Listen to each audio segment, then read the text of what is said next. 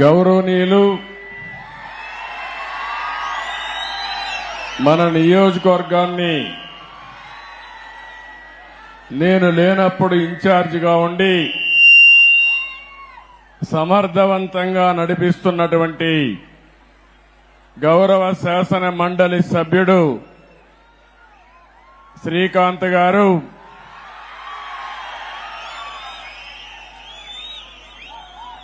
గౌరవనీయులైనటువంటి PS Muniratnam గారు, అన్ని మండలాల అధ్యక్షులు, గౌరవ మున్సిపల్ కౌన్సిలర్లు,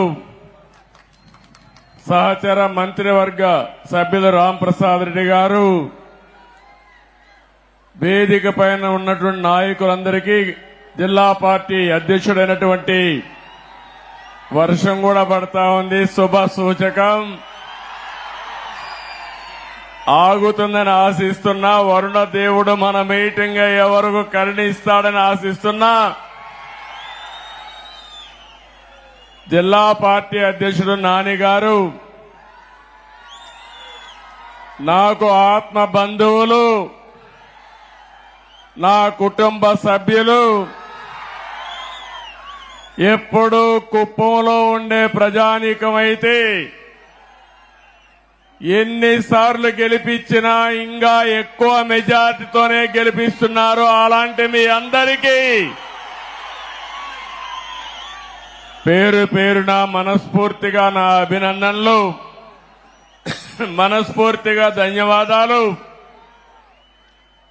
కుప్పంలో ఉండే ప్రజలందరికీ శిరస్సు వంచి పాదాభివందనం చేస్తున్నాను. ఈ రోజు ఇక్కడికి నేను వచ్చాను. చాలా ఎన్నికల్లో నేను పోటీ చేశాను.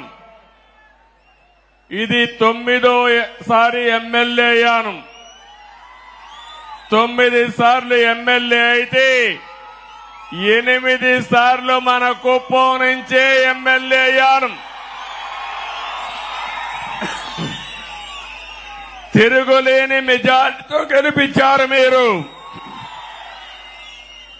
నా మీద ఒక విశ్వాసం పెట్టుకున్నారు. నేను వచ్చినా రాకపోయినా ఎన్నికల్లో మేము అండగా ఉంటామని మీ నిజాయితీ నిరూపించారు. నాకు మళ్లీ జన్మ అనేది ఉంటే కుప్పం ముద్దు బిడ్డగానే పుడతాను, మీ సేవ కోసమే ఉంటాను. అలాంటి అరుదైన అనుభవం ఈ నియోజకవర్గం. ఈసారి ఎన్నికలు జరిగాయి. 164 మంది ఎమ్మెల్యేలు గెలిపించారు. వైఎస్ఆర్ కాంగ్రెస్ పార్టీని చిత్తుగా ఓడించారు. 11 సీట్లే గెలిచారు. అంటే ప్రజాస్వామ్యంలో ఎవరైనా సరే విర్ర వీగితే ఇదే గతి పడుతుందని ప్రజలు నిరూపించారని చెప్పి నేను మీ అందరికీ తెలియజేస్తున్నా. ఎట్టు చేద్దాం? కాసేపు వెయిట్ చేద్దామా?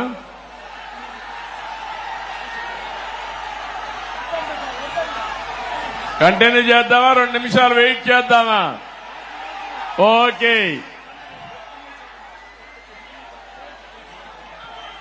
అలాంటిది మొన్న జరిగిన ఎన్నికల్లో ఒక హిస్టారికల్ ఎన్నికలు జరిగాయి. మన చిత్తూరు పార్లమెంటు చూస్తే 7 అసెంబ్లీలకు 7 గెలిపించి తిరుగులేని మెజారిటీ ఇచ్చారు మీరందరూ.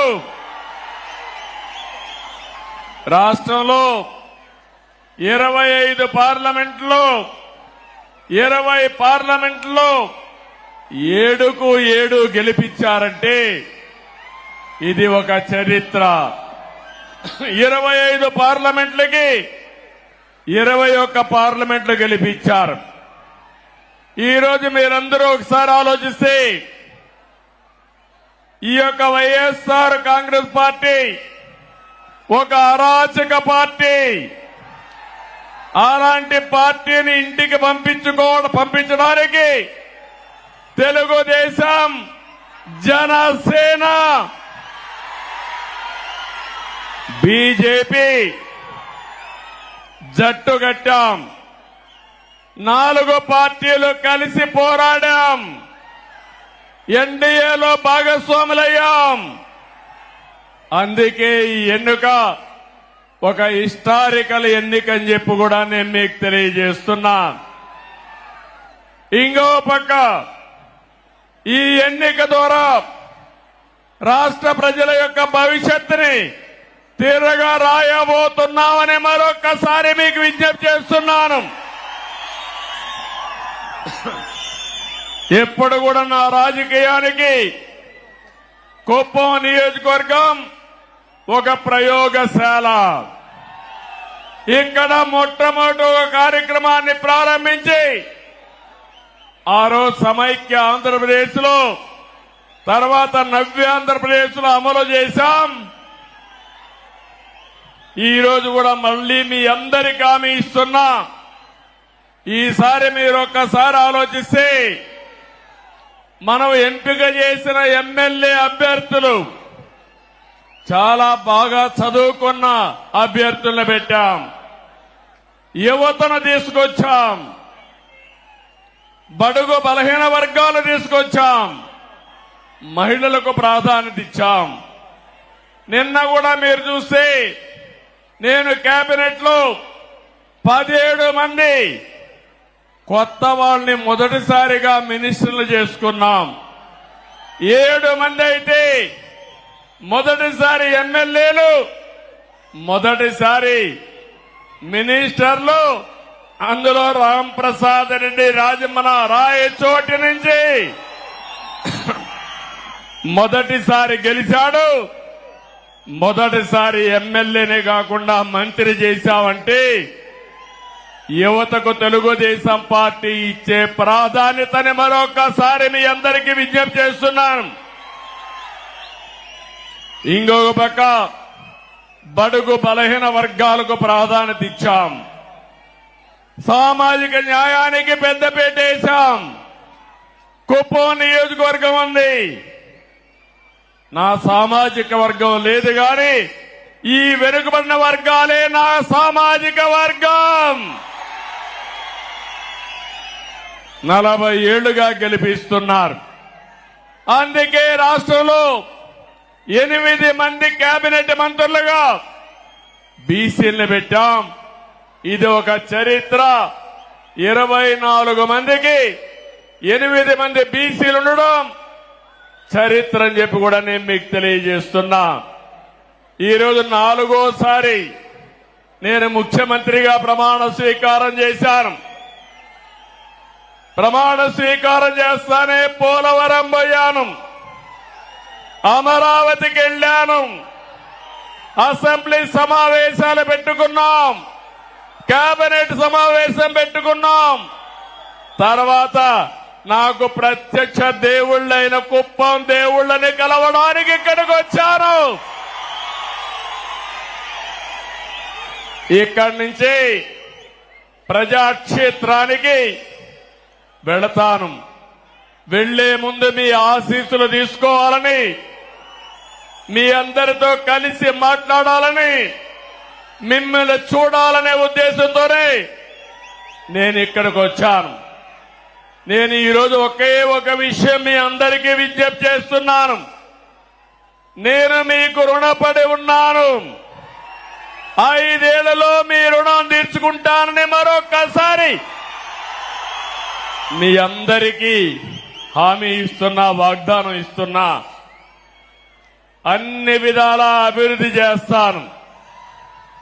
భగవంతుడు నాకు ఎంత శక్తి ఇస్తే అంత శక్తిని ఉపయోగించి కుప్పాన్ని అగ్రస్థానంలో వెళ్ళడానికి ప్రయత్నం చేస్తాను. నా జీవితాశయం ఒకటే, పేదరికం లేని సమాజం, జీరో పావర్టీ. ఎక్కడ పేదవాడుంటే అక్కడ ఉంటా మీకు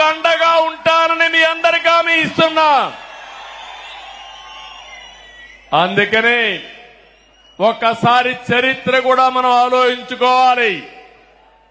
1989లో మొట్టమొదటిసారిగా ఎమ్మెల్యేగా పోటీ చేశారు. ఇక్కడి నుంచి ఇప్పుడే పెద్దలున్నారు, పిల్లలకు తెలియకపోవచ్చు చరిత్ర.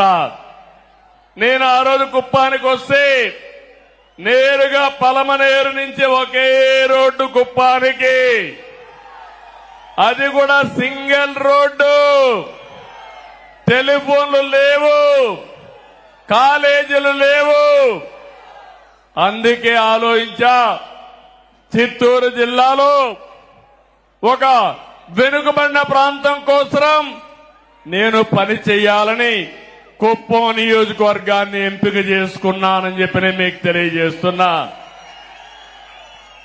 89, 94 మన గవర్నమెంట్ రాలేదు, అపోజిషన్ లో ఉన్నాం, పోరాటాలు చేశాం.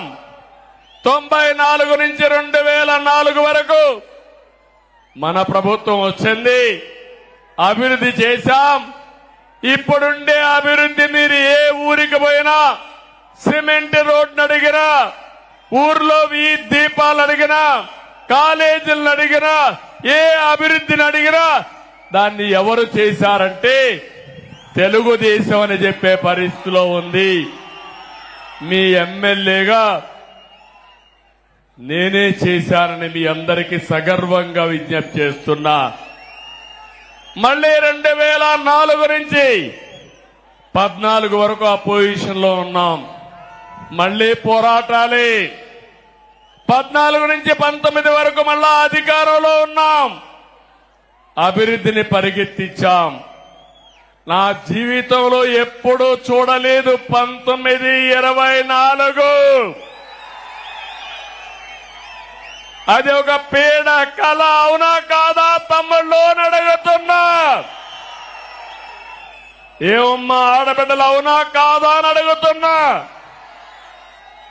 అరాచకం, అప్రజాస్వామ్యం, దౌర్జన్యాలు, రౌడీయిజం నా జోలికే వచ్చారంటే ఇక్కడ అన్నా క్యాంటీన్ పెట్టాం. ఇక్కడే అన్నా క్యాంటీన్ పెట్టి భోజనం పెట్టాలంటే ఫ్రీగా వైఎస్ఆర్ కాంగ్రెస్ నాయకులు చేసిన దౌర్జన్యాలు ఎన్నో ఒక్కసారి గుర్తుపెట్టుకోవాలి. ఎక్కడో కేజీఎఫ్ అనుకున్నాం, కేజీఎఫ్ లో బంగారం కోసం గనులు వచ్చాయి. కుప్పంలో గ్రనైట్ మొత్తం దేసేసి మళ్ళా కేజీఎఫ్ ను మరిపించే విధంగా దోపిడీ జరిగింది, అవునా కాదా అని మిమ్మల్ని అడుగుతున్నా. ఒక మాజీ ముఖ్యమంత్రిగా, ఒక ప్రజాప్రతినిధిగా, ఒక ఎమ్మెల్యేగా నేను అక్కడికి పోతే నాకే దిక్కు లేదు. నేను కుప్పానికి వస్తున్నానంటే జీవో నెంబర్ 1 తీసుకొచ్చి మన మీదనే దాడులు చేసి మన వాళ్ళనే కేసులు పెట్టి 30 మందిని, దగ్గర 10 మందిని 30 రోజులు జైల్లో పెట్టారు. ఏం తమ్ముళ్ళు మర్చిపోతానా, ఆడబిడ్డలో మర్చిపోతానా అని అడుగుతున్నా. నా జీవితంలో మొట్టమొదటిసారి జైలుకు కూడా పోయి మన వాళ్ళని పరామర్శించా. తర్వాత నన్ను కూడా జైల్లో పెట్టే పరిస్థితికి వచ్చారు.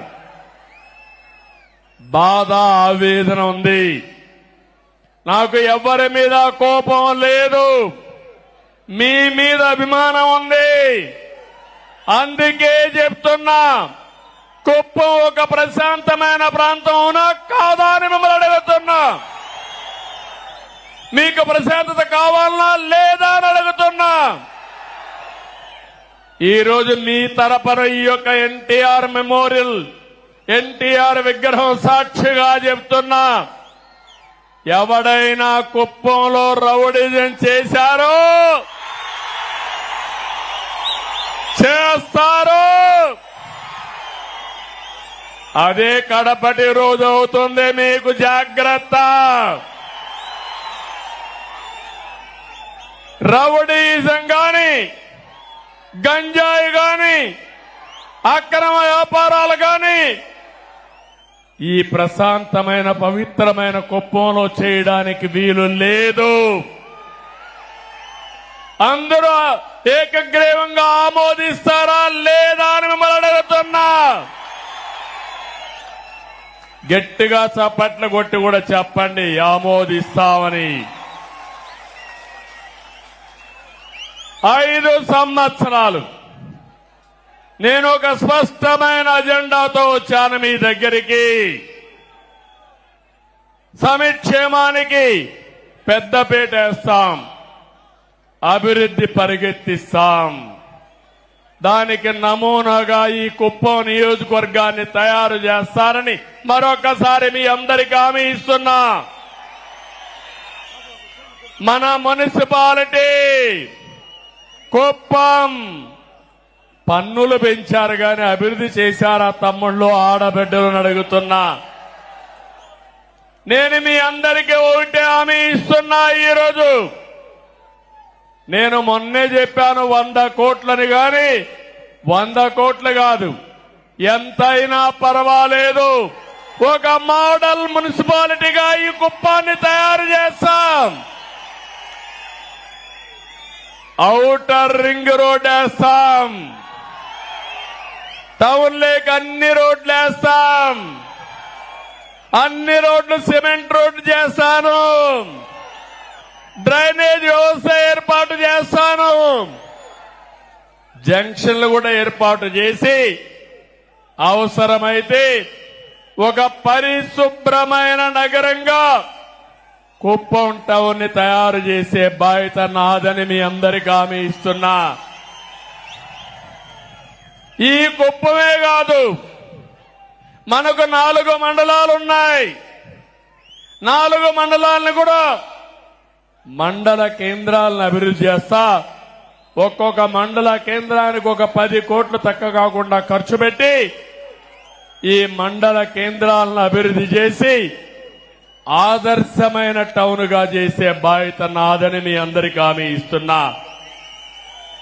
అన్ని పంచాయతీల్ని మేజర్ పంచాయతీ అయితే 2 కోట్లు ఖర్చు పెడతాం, మైనర్ పంచాయతీ అయితే 1 కోటి రూపాయలు ఖర్చు పెడతాం.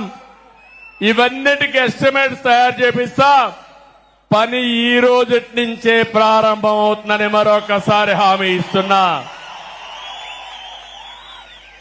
ఇది కాకుండా మీ గ్రామాల్లో గ్రామ సభలు పెట్టి త్రాగునీరు, డ్రైనేజ్, వీధి దీపాలు ఇలాంటి కనీస మౌలిక సదుపాయాలు ఏవైతే అవసరముందో అదే మారిగా వేస్ట్ కాంపోస్ట్ పెట్టాం. మనం ఊరిలో ఉండే చెత్తంతా తీసుకొచ్చి ఎరువుగా మార్చి కాంపోస్ట్ ఎరువుగా ఉపయోగించాలని చెప్పి ఆలోచించాం. ఆ షెడ్లన్నీ ఈరోజు వైఎస్ఆర్ కాంగ్రెస్ నాయకులు వాళ్ళ రంగు కొట్టుకున్నారు కానీ అక్కడ మాత్రం ఎలాంటి కార్యక్రమాలు లేవు. అందుకే మీకు హామీ ఇస్తున్నాను, కుప్పంలో ప్రతి ఒక్క పంచాయతీ ఒక మంచి పంచాయతీగా, పరిశుభ్రమైన పంచాయతీగా తయారు చేసే బాధ్యత నాదని మీ అందరికీ హామీ ఇస్తున్నా. త్రాగునీరు ఎప్పుడో వాటర్ స్కీములు పెట్టాం. ఎన్టీఆర్ సుజల స్రవంతి కింద ₹2కి 20 లీటర్లు నీళ్లు ఇస్తే దాన్ని సర్వనాశనం చేశారు. మళ్లీ హామీ ఇస్తున్నాం, ప్రతి ఒక్క ఇంటికి కొళాయి ద్వారా నీళ్లు ఇచ్చే బాధ్యత తీసుకుంటాం. ఇదే కాదు, ఎన్టీఆర్ సుజల స్రవంతి కూడా మినరల్ వాటర్ ఇవ్వడానికి ముందుకు తీసుకుపోతాం. దీనికి కూడా ఎస్టిమేట్ చేపిస్తా. వార్ ఫుటింగ్ లో ఈ పనులన్నీ అవుతాయని చెప్పి నేను మీకు తెలియజేస్తున్నా. ఒక పక్క అన్ని గ్రామాలకు రోడ్లు ఇప్పించే బాధ్యత తీసుకుంటాం, ఊర్లో సిమెంట్ రోడ్లన్నీ వేసే బాధ్యత తీసుకుంటాం, పొలాలకు కూడా రోడ్లు వేసే బాధ్యత తీసుకుంటామని మీ అందరికీ హామీ ఇస్తున్నా. దీనితో పొలం నుంచి ఏ మార్కెట్కు పోవాలన్నా వ్యవసాయ ఉత్పత్తులు సుజావుగా తీసుకుపోయే కార్యక్రమానికి శ్రీకారం చుడతాం. ఇప్పుడే వస్తానే పోయాను. హంద్రీ నీవా కాలువ మన నాయకుడు ఎన్టీ రామారావు గారు ప్రారంభించిన కాలువ శ్రీశైలం నుంచి 730 కిలోమీటర్లు పరమ సముద్రం మన నియోజకవర్గానికి వస్తుంది. నేను ఆ రోజు 1000 కోట్ల వరకు నీళ్లు తీసుకొచ్చాను. 700 అంటే దగ్గర 30 కిలోమీటర్ మన కాన్స్టిట్యున్సీకి వస్తే 31 కిలోమీటర్లు 1000 కోట్ల తీసుకొస్తే 5 సంవత్సరాలు వైఎస్ఆర్ కాంగ్రెస్ పార్టీ పాలనలో 5 కిలోమీటర్లు తీసుకొచ్చారు నీళ్లు. సినిమా షూటింగ్లు వేశాడు చూశారా తమ్ముళ్ళు? ఆ రోజు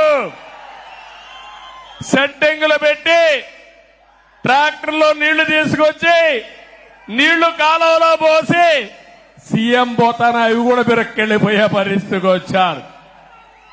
ఈ సంవత్సరం కృష్ణా నీళ్లు రావాలా లేదా అని మిమ్మల్ని అడుగుతున్నా. రావాలి అంటే గట్టిగా చెప్పండి కూడా చెప్పండి. చెప్పారు. కాంట్రాక్టర్లపై నుండే ప్రేమ వైఎస్ఆర్ కాంగ్రెస్ పార్టీకి రైతులపైన లేదు. అందుకే అన్ని ప్రాజెక్టులు పడకేశాయి. తొందరలోనే దీనిపైన వైట్ పేపర్ కూడా రిలీజ్ చేస్తున్నా. నేను మీకు హామీ ఇస్తున్నా, రాబోయే రోజుల్లో కుప్పంలో కరువు లేకుండా కరువుకు చెక్ పెట్టే బాధ్యత తెలుగుదేశం పార్టీ తీసుకుంటాం. హంద్రీ నీవా నీళ్లు వస్తాయి. అన్ని చెరువులు నింపుతాం. ఇదే కాకుండా యామిగానేపల్లి మాదనపల్లిలో 2 చెరువులు కట్టడానికి కూడా అవకాశం ఉంది. అవి కడితే 1 టీఎంసీ నీళ్లు పెట్టుకునే అవకాశం ఉంది. ఇది కూడా శాంక్షన్ చేపిస్తామని చెప్పి నేను మీ అందరికీ తెలియజేస్తున్నా. ఇదే కాదు, మొత్తం పాలారులో ఎన్ని చెక్ డ్యాములు వస్తాయో అన్ని చెక్ డ్యాములు కడతాం. నీళ్లు నిల్వ పెడతాం. మీ పొలాలకు అవసరమైతే లిఫ్ట్లు పెట్టి తద్వారా నీళ్లు ఇచ్చే బాధ్యత నాది. దీన్ని ఒక పద్ధతి ప్రకారం ఆలోచించాను. సాగునీరు మీకిస్తే బంగారం పండించే రైతాంగం ఇక్కడున్నారు. నేను మొట్టమొదటిసారి ఒక్కసారి వచ్చినప్పుడు చెప్పాను, కుప్పానికి భగవంతుడు మంచి వాతావరణం ఇచ్చాడు, బెంగళూరు క్లైమేట్ ఇచ్చాడు. ఇక్కడి పండని పంటే లేదు. ఇక్కడ అన్ని పంటలు పండుతాయి. పట్టు పరిశ్రమకు కేంద్రం ఈ కుప్పం నియోజకవర్గం.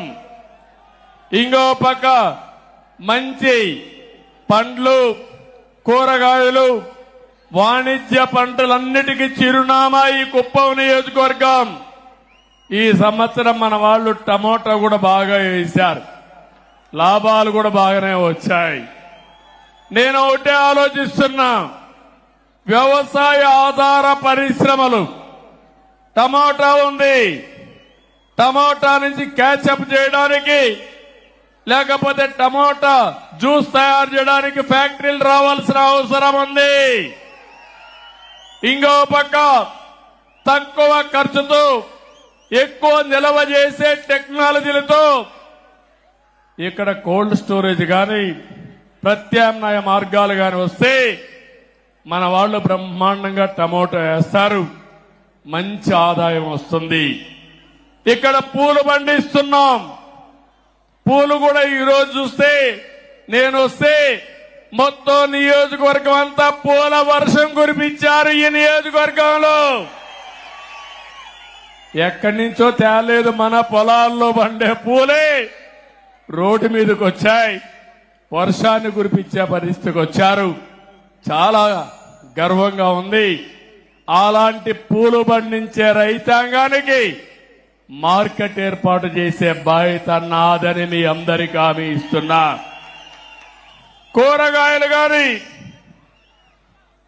అదే మరిగా పండ్లు గాని, పూలు గాని, ఇలాంటివి ఏవైతే పండిస్తున్నారో వాళ్ళందరితో, రైతులతో ఒక సమాఖ్య ఏర్పాటు చేస్తా. వాళ్ళందరి ఆలోచనలు తీసుకుంటా ఇక్కడి నుంచి నేరుగా మార్కెట్కి ఎట్ట పంపించాలనో, దానికి ఏమేమి అవసరం ఉన్నాయో అవన్నీ చేస్తా. ఎప్పుడో నా కోరిక ఇక్కడే ఒక విమానాశ్రయం తీసుకొచ్చి ఇవన్నీ కూడా కార్గో ద్వారా పంపించాలని ఒక ఆలోచన చేశాం. దుర్మార్గులు దాన్ని కూడా నిలిపేశారు. నేను ఒకటే హామీ ఇస్తున్నా, వీలైనంత తొందరలో కుప్పంలో విమానాశ్రయం కూడా వస్తుంది. ఇక్కడి నుంచి మనం పండించిన కూరగాయలు ఎయిర్ కార్గో ద్వారా విదేశాలకు కూడా పంపించే ఏర్పాట్లు చేసే ఆలోచన చేస్తున్నాను. మనం కూడా ఎవరన్నా రావాలన్నా, మనం వెళ్లాలన్నా చిన్న చిన్న ఫ్లైట్లు కూడా వస్తున్నాయి. అవి కూడా వస్తే లాజిస్టిక్స్ పెరుగుతుంది.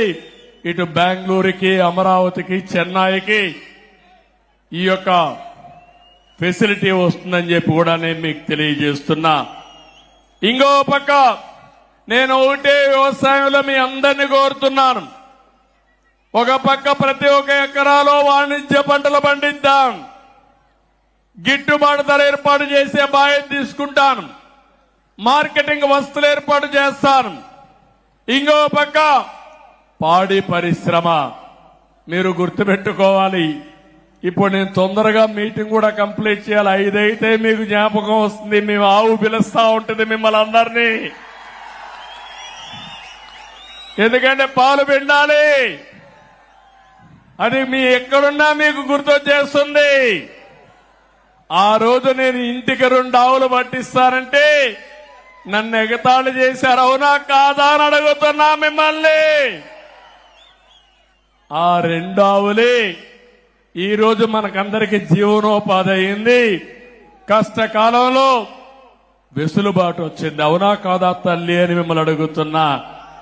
ఒకప్పుడు మగవాళ్ల పైన మీరు డబ్బులకు ఆధారపడేవాళ్లు, ఇప్పుడు మగవాళ్ళు మీ పైన డబ్బులకు ఆధారపడుతున్నారు. అవునా కాదా? అందుకే ఆలోచిస్తున్నా. ఈరోజు 3 లక్షల నుంచి 4 లక్షల లీటర్లు పాలు వస్తున్నాయని చెప్పారు. మన కుప్పంలో 10 లక్షల లీటర్లు పాల ఉత్పత్తి కేంద్రాలు పెట్టాలని, ఉత్పత్తి చేయాలని నేను ఆలోచిస్తున్నా. దానికి ఎన్ని ఆవులు కావాలన్నా పట్టిస్తాం. ఆవులకు మళ్ళా షెడ్లు కూడా వేయాలి. ఆ రోజు మనం అందరం కూడా షెడ్లు కూడా ఇప్పిస్తే అవి కూడా మానేశారు. రేషన్ కూడా ఆ రోజు మనం చూస్తే ఏ విధంగా చేయాలో ప్రయోగాలు చేశాం. ఈరోజు అవన్నీ పోయినాయి. దానా సబ్సిడీ అన్నీ పోయినాయి. మళ్ళా ఇప్పిస్తా, మిమ్మల్ని ఆదుకుంటాను. పాడి పరిశ్రమ, కోళ్ల పరిశ్రమ, అవసరమైతే గొర్రెల పెంపకం కూడా ఏది లాభదాయకం అవన్నీ చేస్తాం. ఇవన్నీ చేస్తే మా ఆడబిడ్డలు హనీ కూడా, తేనె కూడా ఉత్పత్తి చేయొచ్చు మన ఊర్లోనే. సిల్క్, మిల్క్, అదే మరి హనీ, ఈ 3 కూడా ఒక అనుబంధ కార్యక్రమాల కింద చేసుకుంటే మనకు ఆదాయం వస్తుందని చెప్పి కూడా నేను మీకు తెలియజేస్తున్నా. ఇంకొక పక్కన ఇవన్నీ చేసిన తర్వాత నేను ఒక ఆలోచన చేశాను. నేను ఆ మాట చెప్పాను, జీరో పావర్టీ. ఏ గ్రామంలో కూడా నిరుపేదలందరూ లేకుండా వాళ్ళకి ఆదాయం పెంచడానికి ఏమేం మార్గాలున్నాయో ఆలోచిస్తున్నాను. మనకుండే పెద్ద ఆస్తి జనాభా. ఒక ఇంట్లో 5 మంది కుటుంబ సభ్యులు ఉంటారు. పిల్లల్ని బాగా చదివిస్తే జీవితంలో సెటిల్ అవుతారు. పెద్దవాళ్లు కూడా ఆదాయాన్ని, భూమి లేకపోయినా ఆదాయం సంపాదించే మార్గాన్ని ఏర్పాటు చేస్తే ప్రభుత్వం ఇచ్చే సహాయాన్ని తీసుకుంటూనే మీరు కూడా 10 రూపాయలు సంపాదించుకోవాలి. చేపను ఇవ్వడమే కాదు, చేపను పట్టే విధానం నేర్పిస్తే పేదవాళ్ళకు ఎంతో వెసులుబాటు వస్తుంది. అదే నా ఆలోచన. ఈ రాష్ట్రంలో నా జీవితంలో ఒకే ఒక ఆలోచన. ఎన్టీ రామారావు గారు ఎప్పుడూ చెప్పేవాడు,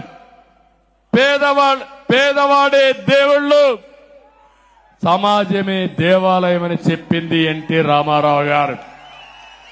అలాంటి పేదరిక నిర్మూలన నా జీవిత ఆశయం. ప్రతి ఒక్క గ్రామాన్ని ఒకటే కోరుతున్నా, జీరో పావర్టీ. పేదలు లేని గ్రామం, పేదలు లేని మండలం, పేదరికం లేని కుటుంబం రాష్ట్రంలోనే దేశంలోనే పేదరిక నిర్మూలనలో, ఆర్థిక అసమానతలు నిర్మూలించడంలో కుప్పం దేశానికి ఒక ఆదర్శం కావాలని మనస్ఫూర్తిగా కోరుకుంటున్నా. ఆశయం బానే ఉంది, ఆచరణ చెయ్యాలంటే మీ అందరి సహకారం నాకు అవసరం. మళ్లీ కుప్పం ఏరియా డెవలప్మెంట్ అథారిటీ ఒకప్పుడు పెట్టాను, ఇప్పుడు మళ్లీ కాడా పెడతాను. ఒక మంచి ఐఏఎస్ ఆఫీసర్ ఇక్కడనే పెడతాను. మీ సమస్యలన్నీ పరిష్కారం చేస్తాను. మీ ఆదాయాన్ని పెంచే మార్గం, ఆలోచనలు ఇస్తా, అమలు చేసే బాధ్యత అప్పచెప్తారని కూడా మీ అందరికీ తెలియజేస్తున్నా. అది కూడా ప్రారంభిస్తాను.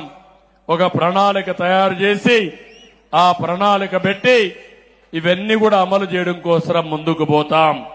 ఇంకో పక్క మన నియోజకవర్గంలో 2 కోరికలు కోరారు. మల్లన్నూరుని మండల హెడ్ క్వార్టర్ గా చేయమని, అదే మరి రాళ్ల బదుగూరు ఇంకొక మండలం చేయమని నేను నిన్నే ఆదేశాలు ఇచ్చాను. ఈ 2 మండలాలు కూడా ఏర్పాటు చేస్తున్నాం. ఇప్పుడు మున్సిపాలిటీ 4 మండలాలున్నాయి. భవిష్యత్తులో 6 మండలాలు మున్సిపాలిటీ ఉంటుందని ఈ సభాముఖంగా మీ అందరికీ తెలియజేస్తున్నా. ఇక్కడికి వచ్చినప్పుడు కుప్పం బస్ స్టాండ్, తమ్ముళ్ళు ఇక్కడ బస్సులు కూడా దొంగిలిచ్చారు దొంగలు. ఇక్కడి నుంచి బస్సులు వేసుకోవచ్చు, తప్పు లేదు. కుప్పంలో ఉండే బస్సులు తీసుకుపోయారంటే వీళ్ళని ఏమనాలో మీరే ఒక్కసారి ఆలోచించండి.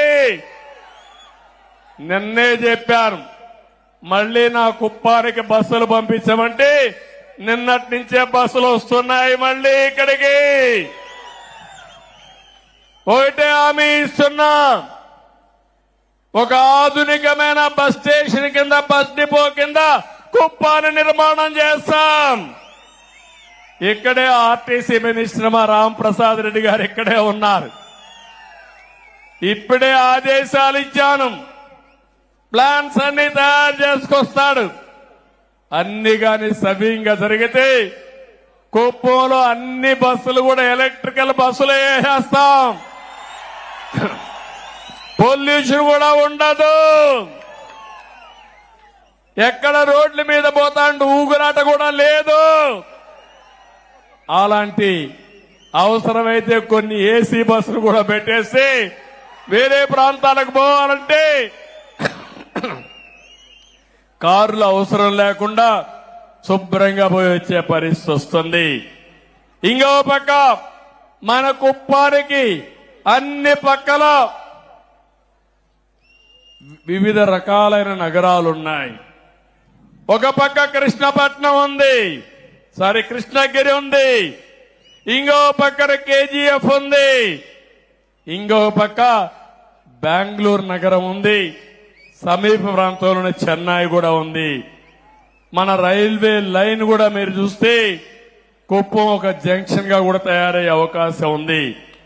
అందుకే నేను ఒకటి ఆలోచిస్తున్నాను, కోట నుంచి వచ్చే రోడ్డుని, పలమనే రోడ్ని ఇప్పుడు డబల్ రోడ్ ఉంది, దీన్ని 4 లేన్ చేసుకోగలిగితే కృష్ణగిరి వరకు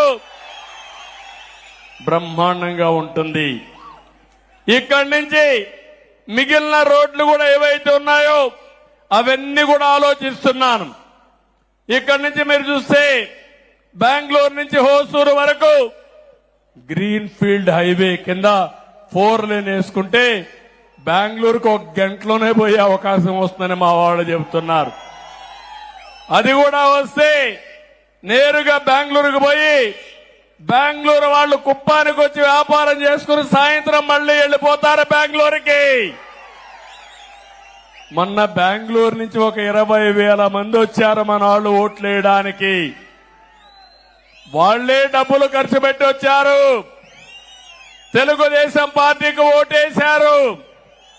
ఇక్కడే కాదు, అమెరికా నుంచి, ఆస్ట్రేలియా నుంచి, ఆఫ్రికా నుంచి మన ఎన్ఆర్ఐస్ అంతా వచ్చి నెల 2 నెలలు పనిచేసి 4-5 లక్షలు ఖర్చు పెట్టి తెలుగుదేశం పార్టీని గెలిపించారంటే అది వాళ్లకు మన పార్టీ పైనుండే అభిమానం. ఈరోజు పక్కనుండే బెంగళూరు నుంచి ఒక 15,000 నుంచి 20,000 మంది కొంతమంది వాళ్ల ఖర్చులే పెట్టుకొని వచ్చి ఓటేశారు. హైదరాబాద్ నుంచి చూస్తే 55-60 ట్రైన్లు పట్టకుండా ఎక్కడికక్కడ వచ్చి ఓటేసి వెళ్లారంటే వాళ్ళ అభిమానం చూసిన తర్వాత నాకు అనిపిస్తుంది నా జీవితాంతం వాళ్ళకు రుణపడున్నా వాళ్ళ రుణం తీర్చుకుంటానని చెప్పి కూడా నేను మీకు తెలియజేస్తున్నా. అందుకనే ఈ యొక్క కుప్పం నుంచి చుట్టుపక్కల తమిళనాడులో ఉండే ప్రధాన నగరాలకి, కర్ణాటకలో ఉండే నగరాలకి ఇన్ఫ్రాస్ట్రక్చర్ ఏర్పాటు చేస్తాం.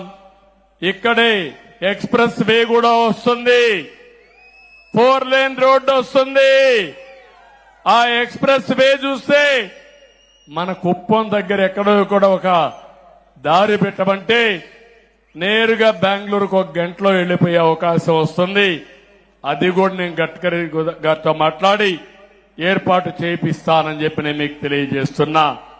నిన్న ఎన్నికల్లో యువత బ్రహ్మాండంగా పనిచేశారు. జాబు రావాలంటే ఇదే స్లోగన్ ఎక్కడ చూసినా.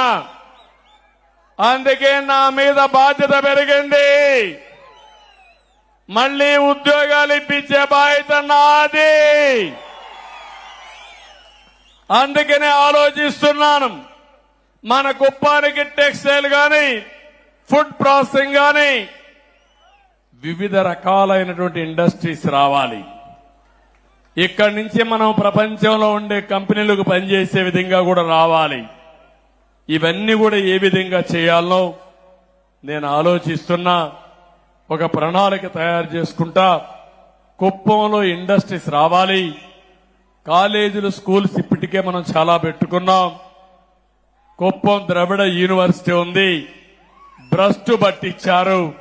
నేను ఒకటే ద్రవిడ యూనివర్సిటీలో నేను దృష్టి పెడుతున్నాను. మళ్ళా అడ్మినిస్ట్రేషన్ గాడిలో పెట్టే బాధ్యత నాది. 254 మందికి 10 నెలలుగా జీతాలు రావడం లేదు. 6 నెలలుగా జీతాలు రాని వాళ్ళందరికీ జీతాలు కూడా రిలీజ్ చేయమని నిన్నే చెప్పొచ్చాను. ఆ జీతాలు కూడా రిలీజ్ చేపిస్తాం. అదైన తర్వాత ద్రవిడ యూనివర్సిటీ ప్రక్షాళన చేయాల్సిన బాధ్యత ఉంది. ప్రక్షాళన చేస్తాను. ప్రక్షాళన చేసి ఒక మంచి యూనివర్సిటీగా తీర్చిదిద్దాను. మెడికల్ కాలేజ్ ఉంది, ఇంజనీరింగ్ కాలేజ్ ఉంది, మంచి స్కూల్స్ ఉన్నాయి. ఇంకా నేను ఒకటే ఆలోచిస్తున్నా, కుప్పాన్ని ఒక ఎడ్యుకేషన్ హబ్ గా తయారు చేయాలని. మన పిల్లలు చదువుకోవడమే కాకుండా బయట పిల్లలు కూడా వచ్చి చదువుకుని ఒక ఆహ్లాదకరమైన ప్రదేశంగా ఈ కుప్పాన్ని తయారు చేస్తాం. దానివల్ల చాలా వరకు ఉపయోగం వస్తుంది. ఇది కూడా చేస్తానని చెప్పి నేను మీకు తెలియజేస్తున్నా. ఇది కాకుండా ఇంకో పక్కన మీరు ఒకసారి చూస్తే ఇక్కడికి వచ్చినప్పుడు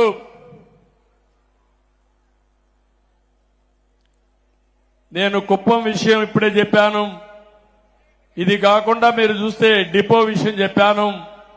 ప్రజలకు కొన్ని విషయాలు మీరు చూసినప్పుడు మనం కట్టిన కమ్యూనిటీ బిల్డింగ్స్ కూడా అట్నే పెట్టి వదిలిపెట్టి వెళ్లిపోయారు. వన్యకుల క్షత్రియ భవనం 90% పూర్తయి మిగిలిపోయింది. కురుబ భవనం అసంపూర్తిగా ఉంది. బలిజ కులస్తులకు ఒక భవన నిర్మాణం ఇస్తే అది కూడా నిలిపేసే పరిస్థితికి వచ్చారు. వాల్మీకి భవనం పూర్తి అయింది, దీన్ని కూడా అభివృద్ధి చేయాలి.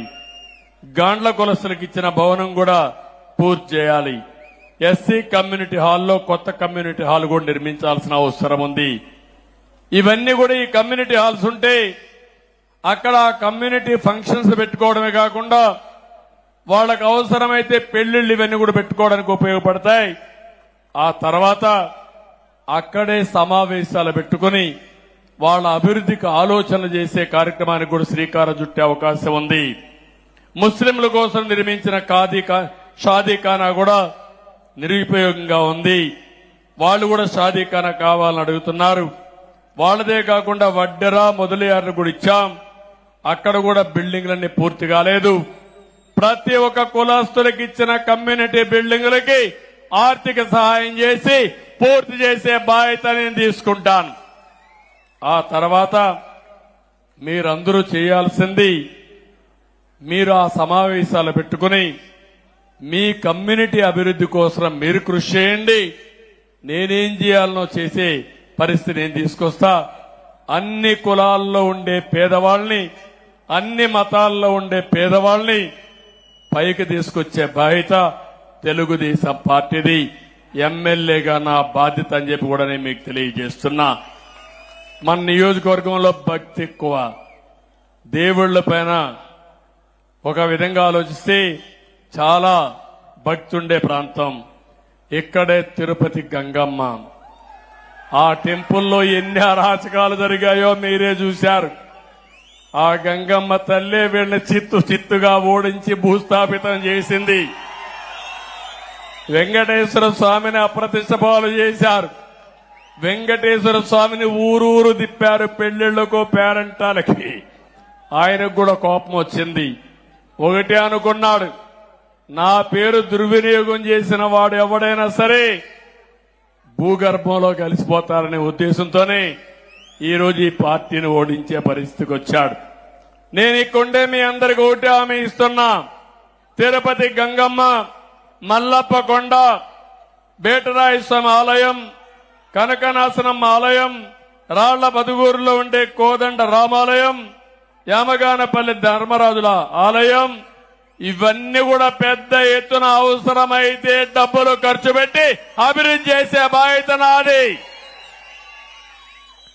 మంచి దేవాలయాలుగా తయారు చేసి మీరు కూడా రోజంతా కష్టపడి మందుల షాపు పోకుండా, మద్యం షాపు పోకుండా దేవాలయానికి పోయే కార్యక్రమానికి శ్రీకారం చుడదాం. పుణ్యము పురుషార్థం రెండు దొరుకుతాయి. ఇది కాకుండా చిన్న చిన్న దేవాలయాలున్నాయి, 100 పైన ఉన్నాయి. అవసరమైతే ఓ దేవాలయానికి 10 లక్షలు 20 లక్షలు కావాలంటే ఇచ్చి పూర్తిగా అభివృద్ధి చేసే బాధ్యత తీసుకుంటాం. ఇది కాకుండా బీసీ, ఎస్సీ, ఎస్టీ హాస్టల్స్ ఉన్నాయి. హాస్టల్స్ అన్ని దెబ్బతిన్నాయి, చాలా ఇబ్బందుల్లో ఉన్నాయి. అవి కూడా బాగు చేసే బాధ్యత తీసుకుంటాను. ఇప్పుడే కలెక్టర్కి ఆదేశాలు ఇచ్చా. 1 వారంలో యాక్షన్ ప్లాన్ తయారు చేయండి. పేద పిల్లలు చదువుకునే హాస్టల్స్ గాని, కాలేజీలు గాని కనీస అవసరాలు ఇవ్వాల్సిన అవసరం ఉంది. వసతులు ఏర్పాటు చేయాలని చెప్పి చాలా స్పష్టంగా చెప్పాను. ఇంకో పక్క అన్ని గ్రామాలకు మొబైల్ ఫోన్లు. మా తల్లి అయితే ఫోన్ తీసుకొని మొత్తం షూటింగ్ చేస్తా ఉంది, మీటింగ్. కానీ ఇక్కడి నుంచి ఇంటికి పంపించాలంటే ఓసారి బ్యాండ్ విత్ లేకపోతే అక్కడికి పోయే పరిస్థితి ఉండదు. అందుకే అన్ని మారుమూల గ్రామాల్లో కూడా బ్రహ్మాండమైన నెట్వర్క్ ఉండేట్టుగా, బ్యాండ్ విత్ ఉండేట్టుగా చేసే బాధ్యత తీసుకుంటాం. ఇప్పటికి ఒక 4-5 గ్రామాల్లో లేదు, అది కూడా చేస్తాం. ఇప్పుడు మనం చూస్తే రామకుప్పం అటవీ ప్రాంతంలో గంజాయి కూడా సాగు చేస్తున్నారంటే ఈ వైఎస్ఆర్ కాంగ్రెస్ దొంగలు. అంటే గంజాయి పెరట్లో పండించే పరిస్థితికి వచ్చేశారు వీళ్లు. అందుకే ఉక్కు పాదం మోపతాం. గంజాయి ఎవడైనా ఎక్కడైనా సాగు చేస్తే నిన్ను మాత్రం వదిలిపెట్టమని చెప్పి మరొకసారి ఈ సభ ద్వారా హెచ్చరిస్తున్నా. నిన్నే ఒక కమిటీ కూడా ఇచ్చాను. 5 మంది మంత్రులతో ఒక కమిటీ వేసి 100 రోజుల్లో ఒక యాక్షన్ ప్లాన్ ఇచ్చి ఆంధ్రప్రదేశ్ ని గంజాయి రహిత రాష్ట్రంగా, గంజాయి అనే మాట లేకుండా చేయడం కోసం ఒక స్పష్టమైన కార్యక్రమానికి శ్రీకారం చుట్టారు. అదే సమయంలో కుప్పంలో హింస, నేరాలు, ఘోరాలు, అవినీతి, దోపిడీ జరగడానికి వీల్లేదు. ఒకప్పుడు నేను చెప్పేవాడిని, పోలీస్ స్టేషన్ అవసరం లేదు, కోర్టుకు పోకూడదు, అప్పుడే మనం అభివృద్ధి అవుతామని చెప్పాను. కానీ ఈ దుర్మార్గులు వచ్చి అన్ని ఎస్ఐల్ని నేరాలు చేపించడానికి ప్రోత్సహించారు. వీళ్లే దొంగలకు కాపలా పెట్టే పరిస్థితికి వచ్చారు. దానివల్ల చాలా అరిష్టాలు జరిగాయి. అవన్నీ కూడా ఎక్కడికక్కడ నిర్మూలించే బాధ్యత నాదని మీ అందరికీ హామీ ఇస్తున్నా. నేను ఒకటే మిమ్మల్ని అందరినీ కోరుతున్నాను, సంకల్పం మంచిదైతే భగవంతుడు కూడా సహకరిస్తాడు. నేను ఇక్కడికి వచ్చినప్పుడు మీటింగ్ స్టార్ట్ చేస్తే వరుణ దేవుడు వచ్చాడు, తొంగి చూశాడు. కానీ వరుణ దేవుడిని కోరుకున్నాం, మేము మహాయజ్ఞం చేస్తున్నాం, మంచి సంకల్పం చేయబోతాం, కాబట్టి కొంత టైం మాకిమ్మంటే వరుణ దేవుడు కూడా కరుణించాడు, ఆశీర్వదించి. అవునా కాదా? నమ్మకం ఉందా లేదా మీకు? అవునంటే గట్టిగా చేతుల పైకెత్తండి, గట్టిగా చప్పట్లు కూడా చెప్పండి అవునని. ఈరోజు కుప్పంలో మనం చేసే సంకల్పం మన జీవితాలని మార్చే సంకల్పం. నేను నా రుణం తీర్చుకోవడానికి ఇక్కడికి వచ్చాను. నేను ఏం చేయబోతానో స్పష్టంగా చెప్పడమే కాకుండా మిమ్మల్ని అందరినీ భాగస్వాములు చేయాలనుకుంటున్నాను. మొన్న ఎన్నికల్లో ఒక్కసారి మీరు ఆలోచిస్తే సమైక్య ఆంధ్రప్రదేశ్ లో కూడా కుప్పం ఎప్పుడు మొదటి 3 స్థానాల్లో ఉండేది మెజారిటీలో. కానీ మొన్న మాత్రం ఎక్కడ చూసినా 95,000 మెజారిటీ మంది 47,000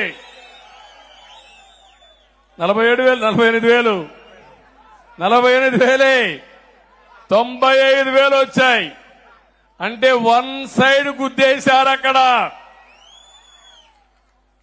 నాకే ఆశ్చర్యం వేసింది, నా జీవితంలో ఎప్పుడు చూడలా. ఎట్లా పడ్డాయి ఓట్లంటే వైఎస్ఆర్ కాంగ్రెస్ పార్టీ చేసిన అరాచకాలు చూసిన తర్వాత ఇప్పుడు గాని మనం స్పందించకపోతే మనకు భవిష్యత్తు లేదనే ఉద్దేశంతో గాజువాకలో 95,000 మెజారిటీతో గెలిపించారు తెలుగుదేశం పార్టీ ఎన్డీఏ అభ్యర్థుల్ని. రెండోది పక్కనే భీముల్లో 93,000, 94,000తో గెలిపించారు. మంగళగిరి అన్నిసార్లు ఓడిపోయిన నియోజకవర్గం 91,000 మెజారిటీతో గెలిపించారు. లొకేషన్ 3వ స్థానంలో. పవన్ కళ్యాణ్ గారు నిలబడిన నియోజకవర్గం 71,000 మెజారిటీ. ఓట్లే ఓట్లు, గుద్దుడే గుద్దుడు, ఎవరికి అర్థం కాలేదు ఇది. 57% 1 సైడ్ ఓట్లే వేశారు. ఇంకో పక్క ఉద్యోగస్తులైతే పోస్టల్ బ్యాలెట్ చూస్తే 1 సైడ్ ఓట్లే వేశారు అందరూ కూడా. మహిళలు కూడా బ్రహ్మాండంగా ఓట్లేశారు. బీసీలు అయితే 1 సైడ్ ఓట్లేశారు. ఇవన్నీ చూసిన తర్వాత నాకు అనిపిస్తుంది, ఎప్పుడైనా సరే ప్రజలకు మంచి చేస్తే ప్రజలెప్పుడు గుర్తుపెట్టుకుంటారు. తాత్కాలికంగా కొన్ని ఇబ్బందులు వచ్చినా దీర్ఘకాలంలో నిజం గెలుస్తుంది. అదే సమయంలో ఎవరైతే ప్రజలకు అండగా నిలబడతారని నమ్మకం ఉంటే వాళ్ళని గెలిపించుకునే బాధ్యత ప్రజలు తీసుకుంటారని చెప్పి కూడా నేను మీకు తెలియజేస్తున్నా. ఎంత దుర్మార్గులంటే వీళ్ళు, మా ఇంట్లో ఆడవాళ్ళు ఎప్పుడూ బయట వచ్చేవాళ్ళు కాదు, కడాన మా మిస్సెస్ కూడా కుప్పానికి వచ్చి మీకు క్యాంపైన్ చేసే పరిస్థితికి వచ్చింది. ఎప్పుడన్నా చూశారా? 40 ఏళ్లుగా ఎప్పుడన్నా వచ్చిందా ఆవిడ? ఎప్పుడు రాలేదు కదా. ఎప్పుడన్నా నామినేషన్లకు ఇంట్లో వాళ్ళు ఎవరన్నా వచ్చారా మా ఇంట్లో నుంచి? మీరే నా కుటుంబ సభ్యులు అనుకున్నా, మీరే నా బంధువులు అనుకున్నా, మీకే అప్పచెప్పా.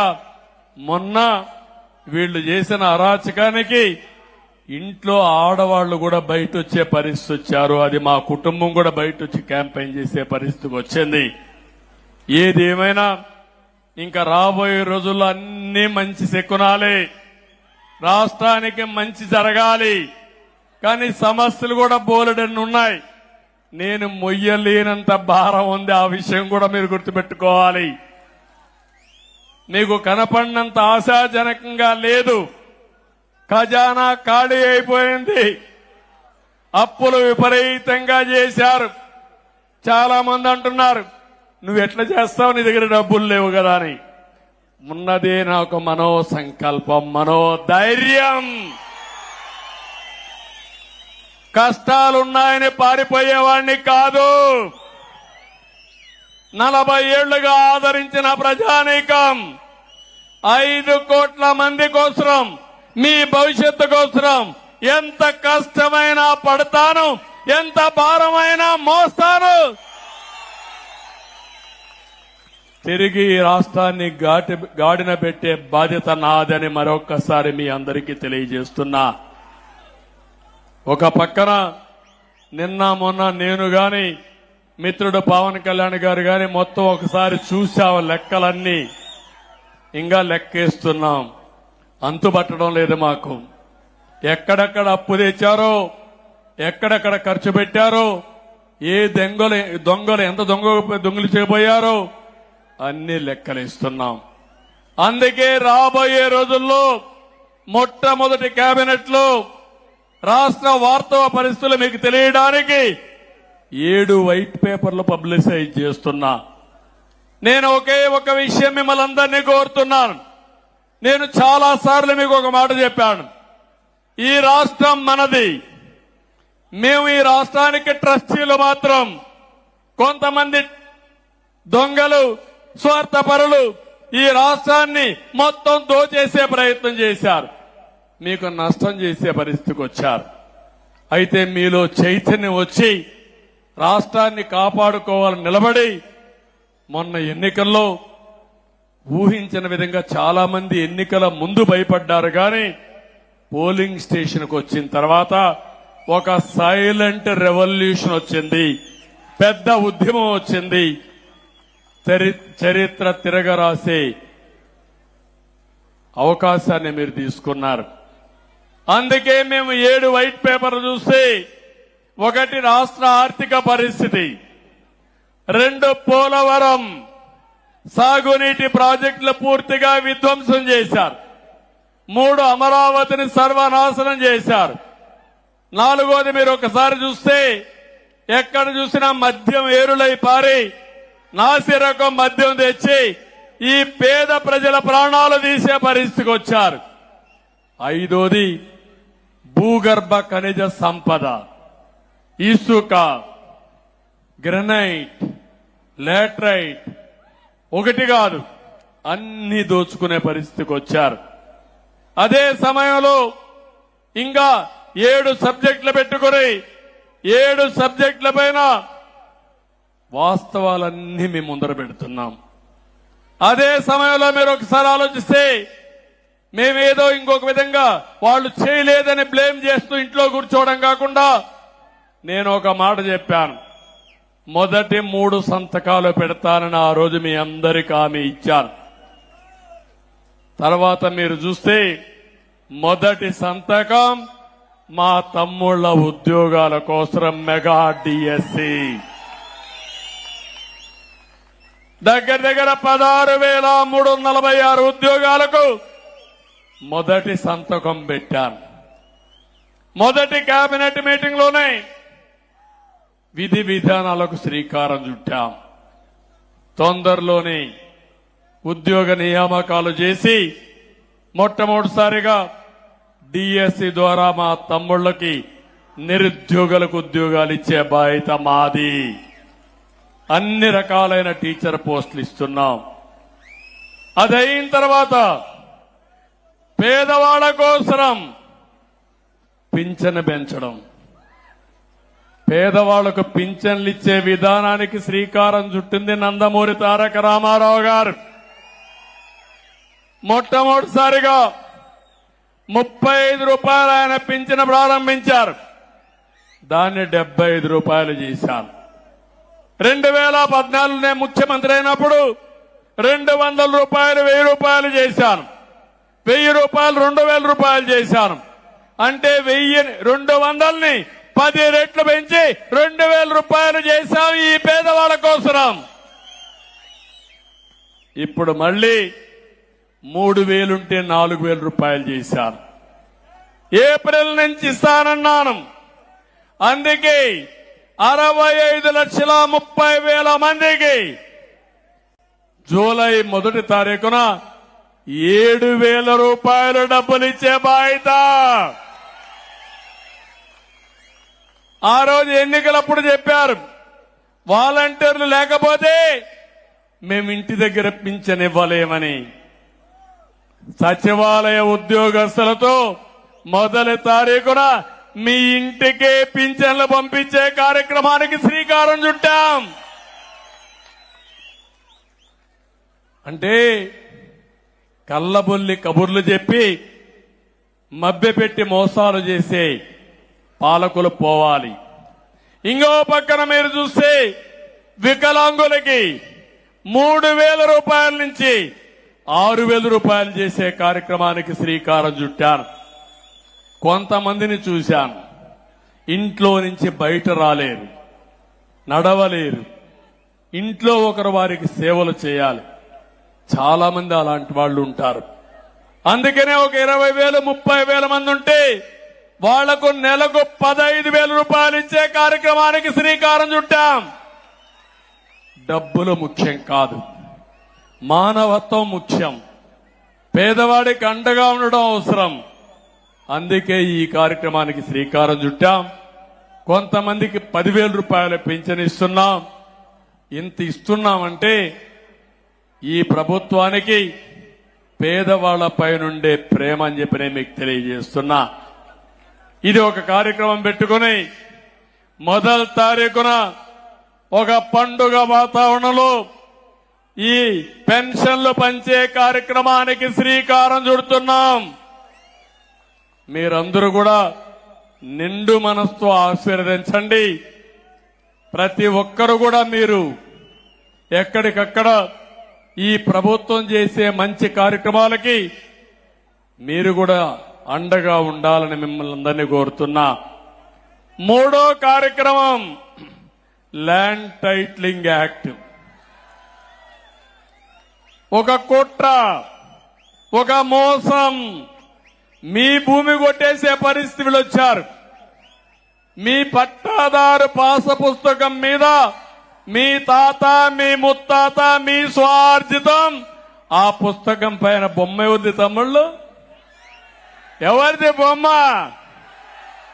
ఇప్పుడు నా బొమ్మ వేసుకోవాలా? నేను వేసుకుంటానా? నేను అంటే మీ భూమి పైన నా బొమ్మ వేసుకుంటావా నువ్వు? అందుకే చెప్పా, ఆ చట్టంలో కూడా ఇష్టానుసారంగా పెట్టేశాడు. అంటే ల్యాండ్ టైటిలింగ్ ఆఫీసర్ ఒకడు ఉంటా అంట రిజిస్ట్రేషన్ కి, టైటిల్ రిజిస్ట్రేషన్ ఆఫీసర్. వాడెవడో తెలియదు. అప్పలెంట్ అథారిటీ వాడెవడో తెలియదు. ఏదైనా జరిగితే నువ్వెవరన్నా ఈ భూమి నాదంటే ట్రిబ్యునల్కి వెళ్ళిపోతుందంట. ఇంకా మీ బతుకులు ఏమవుతాయో మీరు ఆలోచించుకోండి. ఇంకో పక్క నేరుగా హైకోర్టుకే పోవాలి. ఇంకే కోర్టు లేదు, అందరూ అమరావతి క్యూ కట్టాలి. ఎంతమంది హైకోర్టు పోతారని అడుగుతున్నా. అందుకే చెప్పా, ఈ చట్టం నల్ల చట్టం, దీన్ని రద్దు చేస్తానని చెప్పి రద్దు చేయడానికి మొన్నే తీర్మానం చేశాం. కరెక్ట్ అవునా కాదా? కరెక్ట్ అవునా కాదా? అది రద్దయిపోతుంది. మీ పట్టాదారు పాసు పుస్తకం పైన ఇంకా బొమ్మ ఉంది. ఏం చేయమంటారా బొమ్మని? ఏం చేయమంటారా బొమ్మని? అన్ని పట్టాదారు పుస్తకాలు మారస్తా, బొమ్మ తీసేస్తా, రాజముద్రతో మీ భూమి మీకు ఇస్తానని మీకు హామీ ఇస్తున్నా. రాయి పైన కూడా బొమ్మ వేసుకున్నాడు. ఆ రాళ్లతో ఎవరిని కొట్టాలో నాకు తెలియడంలే. ఏంటి అరాచకాలు నాకైతే అర్థం కావడం లేదు. కడాన పుట్టిన తేదీ సర్టిఫికెట్ ఇవ్వమంటే దానిపైన కూడా ఆ బొమ్మ. చాలా అరాచకాలు జరిగాయి. ఇంకా నిన్న మొన్న చూస్తున్నారు అరాచకాలు. ప్యాలెస్ల కథ చూస్తున్న తర్వాత మాట్లాడదాం. అవన్నీ ఇప్పుడు నేను మాట్లాడను. అందుకని నేను మిమ్మల్ని అందరినీ ఇవన్నీ చేసి ఈరోజు మీకు అందరికి ఒకటి ఇస్తున్న ఈ మూడే కాదు, నాలుగోది ఏదైతే ఈరోజు రాష్ట్రంలో అన్నా క్యాంటీన్ పెడతానని ఆ రోజు చెప్పారు. 203 ప్లేసుల్లో శాంక్షన్ చేశాం. 183 ప్రారంభించాం. వీళ్ళు వచ్చిన తర్వాత అవన్నీ కూడా ఇష్టానుసారంగా చేసి దెబ్బతీసే పరిస్థితికి వచ్చారు. అందుకే అన్ని రిపేర్లు చేయమన్నాం. ఒకేసారి 183 అన్నా క్యాంటీన్లు ఓపెన్ చేస్తామని హామీ ఇస్తున్నాను, అనౌన్స్ చేస్తున్నాను. ఆ తర్వాత ఇంకా అవసరమైతే అవసరం కొద్దీ అన్నా క్యాంటీన్లు పెంచుతాం. ఈ అన్నా క్యాంటీన్లు పెంచి దీనికి ఒక ఏర్పాటు కూడా చేస్తున్నాం. ఎవరైనా మీరు పుట్టిన తేదీన 10 మందికి భోజనం పెట్టాలంటే కుప్పంలో ఉండే అన్నా క్యాంటీన్ పెట్టచ్చు, జిల్లాలో ఉండే అందరికీ కావాలంటే పెట్టచ్చు. ఇంకా శక్తి ఉంటే రాష్ట్రంలో ఉండే అందరికీ పెడితే మీ ఫోటో కూడా అక్కడ వేసి అవసరమైతే మీరు మాట్లాడాలంటే ఫోన్లో కూడా మీరు వాళ్ళతో మాట్లాడి మీకు ఓపికంటే అక్కడ పోయి సర్వ్ చేసే అవకాశం ఇచ్చి పేదవాళ్లతో అనుసంధానం కావాలని నేను కోరుకుంటున్నా. సమాజ సేవ కోసం ఒక యుగ పురుషుడు ఎన్టీ రామారావు గారు టీటీడీలో అన్నదానం పెడితే 1,00,000 మందికి ఈరోజు ఫ్రీగా అన్నదానం చేస్తూ ఇప్పటికే 1,000 కోట్ల రూపాయలు ఫిక్స్డ్ డిపాజిట్ ఉంది. మంచి కార్యక్రమానికి ఎప్పటికి కూడా ఏమాత్రం అవరోధాలు ఉండవు. తప్పకుండా ఈ అన్నా క్యాంటీన్ ఒక మంచి కార్యక్రమం. దీన్ని లాజికల్ గా తీసుకెళ్తాం. ఇక్కడ రవిని నేను మనస్ఫూర్తిగా అభినందిస్తున్నా. ఎన్ని ఇబ్బందులు పెట్టినా చాలా గట్టిగా ఉండి ఇక్కడ విభేదించి అన్నా క్యాంటీన్ సుజావుగా నడిపించిన రవిని మీ అందరి తరపున మనస్ఫూర్తిగా అభినందిస్తున్నానని చెప్పి కూడా నేను మీకు తెలియజేస్తున్నా. ఈ 3-4 కార్యక్రమాలే కాకుండా ఇంకో కార్యక్రమం ఉంటుంది. రెండమ్మా,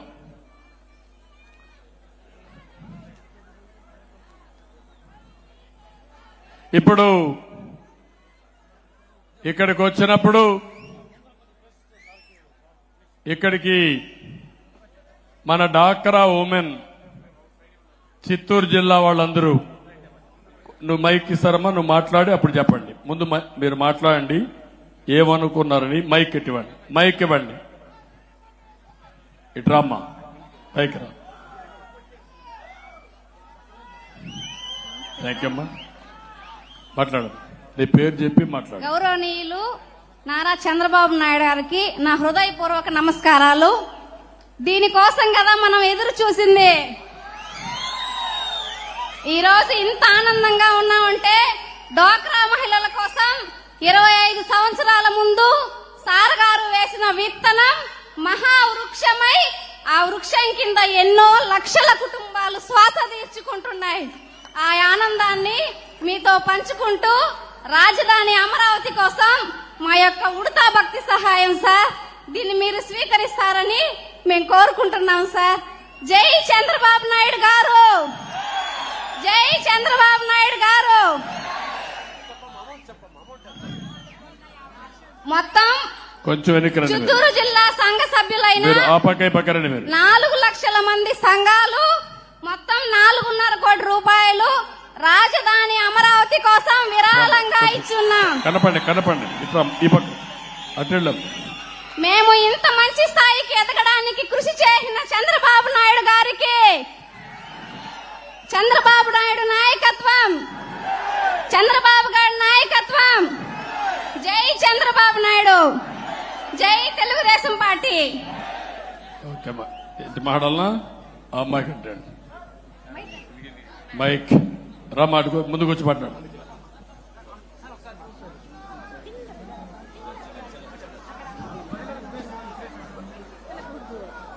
మన ఇంటి ఇలవెల్పు, మన ఆంధ్రప్రదేశ్ రాష్ట్ర నిర్మాత, మన రాజధానిని ఏర్పాటు చేసే సత్తా ఉన్న నాయకుడు, ఏకైక నాయకుడు మన నారా చంద్రబాబు నాయుడు గారికి జై కొడుతూ మనమందరం మన ఆంధ్రప్రదేశ్ తరపున మన ఇంటికి వచ్చిన మన దేవత, మన దేవుడు, ఆరాధ్య దేవునికి వందనం తెలుపుతూ, మన ఇంటికి వచ్చిన మన తండ్రి లాంటి వారికి నమస్కరిస్తూ, మా అన్న చంద్రబాబు నాయుడు సార్ గారికి మా సంఘ మహిళలందరి తరపున మన సంఘాలను ఏర్పాటు చేసి చిన్న చిన్న సంస్థల నుండి పెద్ద సంస్థల వరకు ప్రతి ఒక్క ఆఫీస్లోనూ, ప్రతి ఒక్క సంఘంలోనూ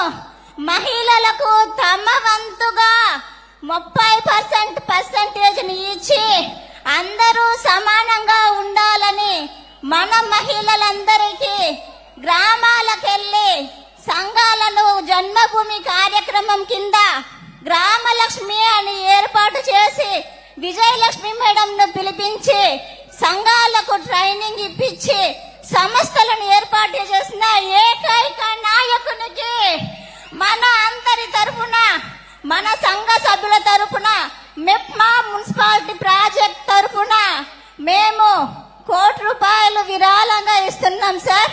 దానిని మా అందరి తరపున స్వీకరించాలని మరీ కోరి మనవి చేస్తున్నాం సార్.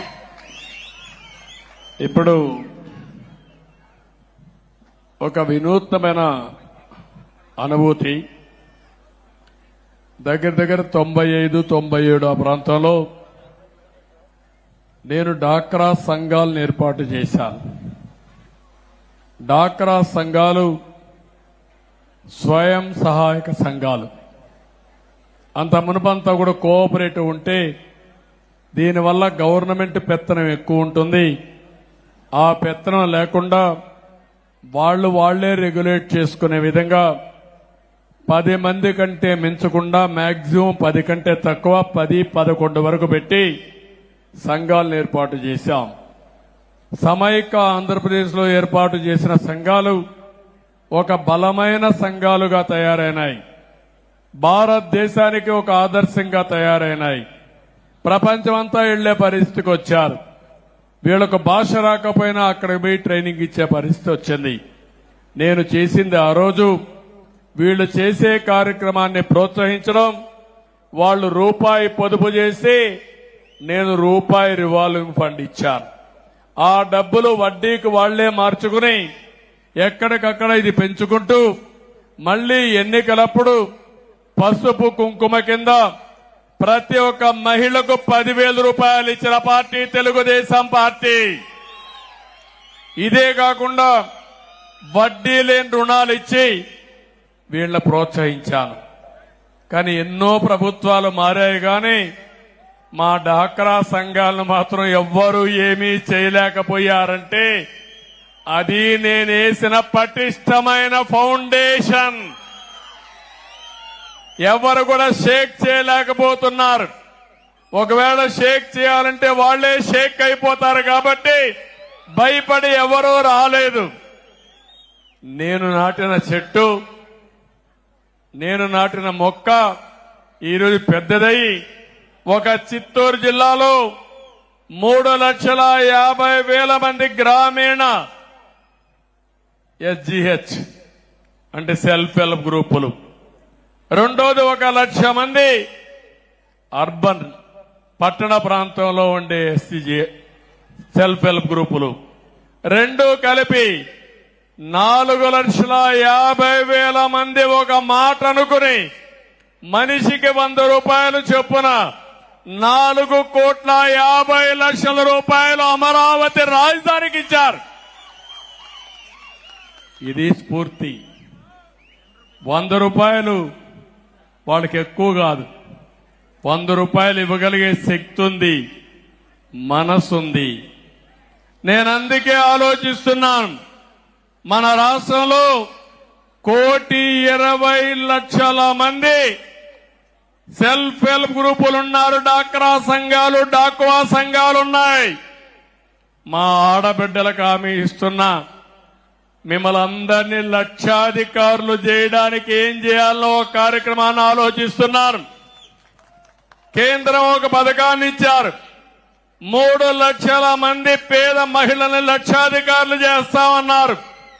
ఆ 3 లక్షల మంది 3 కోట్ల మందిలో ఒక 60-70 లక్షల మంది మినిమం మన ఆంధ్రప్రదేశ్ లక్షాధికారులు చేస్తారని ఆ కార్యక్రమానికి శ్రీకారం చుడతాం. మళ్లీ పూర్వ వైభవం తీసుకొస్తాను. మీ దగ్గర ఆర్థికంగా సంపాదించే మార్గాన్ని చూపిస్తా. మీ అందరికీ మళ్ళా మీ అందరికీ ఇంట్లో ఖజానా తాళాలు మీకు వచ్చేట్టుగా, బాగా డబ్బులు సంపాదించేట్టుగా ఏం చేయాలో చేస్తా. కేంద్రంలో కూడా వెసులుబాటు వస్తుంది. తప్పకుండా మా ఆడబిడ్డల్ని మళ్లీ పైకి తీసుకొచ్చి ప్రపంచానికి ఒక ఆదర్శంగా చేస్తానని మీ అందరికీ హామీ ఇస్తూ, ఇలాంటి కార్యక్రమాలు చూసినప్పుడు ఒక ఆనందం, ఒక తృప్తి, ఇవన్నీ కూడా వస్తున్నాయి. ఈరోజు మిమ్మల్ని చూస్తే మీరు ఎవరు వదిలిపెట్టే పరిస్థితిలో లేరు. ఈరోజు ప్రేమ్ కుమార్ కూడా అమరావతి కోసం 1,00,000 రూపాయలు విరాళం ఇచ్చే పరిస్థితికి వచ్చాడు. ఓసారి నేను ప్రమోట్ చేయడం లేదు కానీ స్వచ్ఛందంగా చాలా మంది ముందుకు వస్తున్నారు. నిన్న ఒక అమ్మాయి వచ్చింది, నాకే ఆశ్చర్యం వేసింది. అమరావతి కోసం ఇంత మునుపు 1,00,000 రూపాయలు ఇచ్చింది బంగారం అమ్మి. నిన్న మళ్లీ వచ్చి 3 ఎకరాలు భూమి ఉంటే ఎకరా భూమి అమ్మి 25 లక్షల రూపాయలు చెక్ తీసుకొచ్చింది.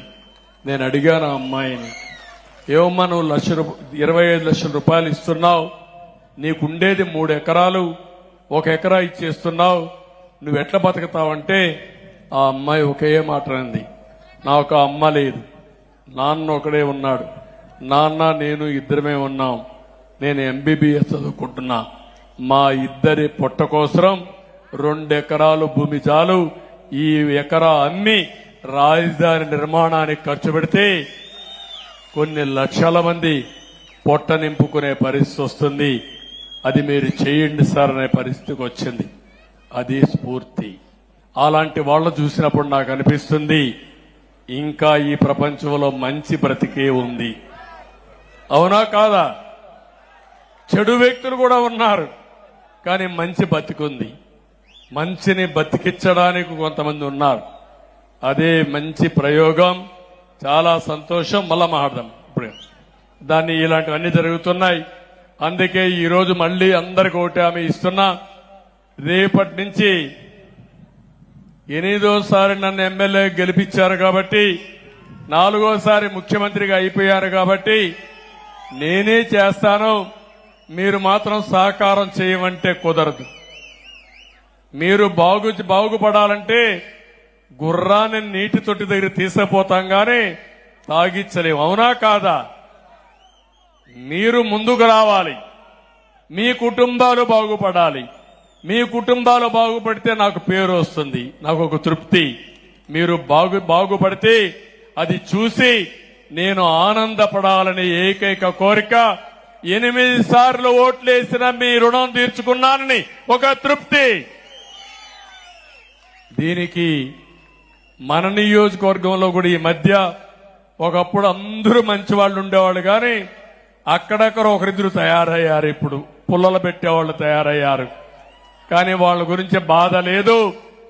మనందరం ఒకటైతే వాళ్లే మారతారు, మారకపోతే మారుస్తాం. దాని గురించి నాకు బాధ లేదు. ఈ రోజటి నుంచి మన సమిక్షేమం, అభివృద్ధి రెండు కూడా సమాంతరంగా ముందుకు పోవాల్సిన అవసరం ఉంది. ప్రతి ఒక్క కుటుంబం అర్థం చేసుకోవాలి. నేను చెప్పింది ఎన్నోసార్లు చూశాను. ఎంతమంది ఎన్ని చెప్పినా కడాన మీలో ఉండే మంచితనం చూస్తే నా విషయం వచ్చినప్పుడు ఎవ్వరి మాట వినకుండా నేను చెప్పిన మాట విని నాతో ఫాలో అవుతున్నారు. అది నా జీవితంలో ఎప్పుడూ మరిసిపోలేను. అందుకే ఈరోజు మీ అందరి ముందర చెప్పాను, రేపటి నుంచే నేను చెప్పిన ప్రతి ఒక్క విషయం కార్యరూపం దాలుస్తుంది. దాన్ని ఉపయోగించుకునే బాధ్యత మీది. ఇంకొక విషయం కూడా చెప్తున్నా, అందరికీ సమానమైన అవకాశాలు వస్తాయి. భగవంతుడు ఒక అవకాశం ఇస్తాడు. ఆ అవకాశాన్ని అందిపుచ్చుకుంటే మీరు ఇంకొక స్టెప్ ముందుకు పోయే పరిస్థితి వస్తుంది. ఇప్పుడు ఉదాహరణ నేను ఒక మాట చెప్పాను, 4,000 రూపాయలు 63,50,000 మందికి ఈ నెల నుంచి ఇస్తున్నాం. ఒక నెలలో 7,000 ఇస్తున్నాం ఈ నెలలో అయితే. కానీ అలాంటి ముసలి వాళ్ళని మీరు జాగ్రత్తగా చూసుకోవాలి, మీ ఇంట్లో ఉండేవాళ్ళని. నేను పింఛన్ ఇవ్వక మునుపు అలాంటి ముసలి వాళ్ళని మీరు చీదరించుకునే పరిస్థితి ఉండేది. ఈ ముసలోళ్ళు ఇంకా బతుకున్నారు, మేమే కష్టాల్లో ఉన్నాం, మా కష్టం వెళ్ళి ఎక్కడ పెడదామని. ఇప్పుడు మీరేమీ వాళ్ళని చూసుకోవాలని పని లేదు. నేను ఇచ్చిన డబ్బులే వాళ్ళకు సరిపోతుంది.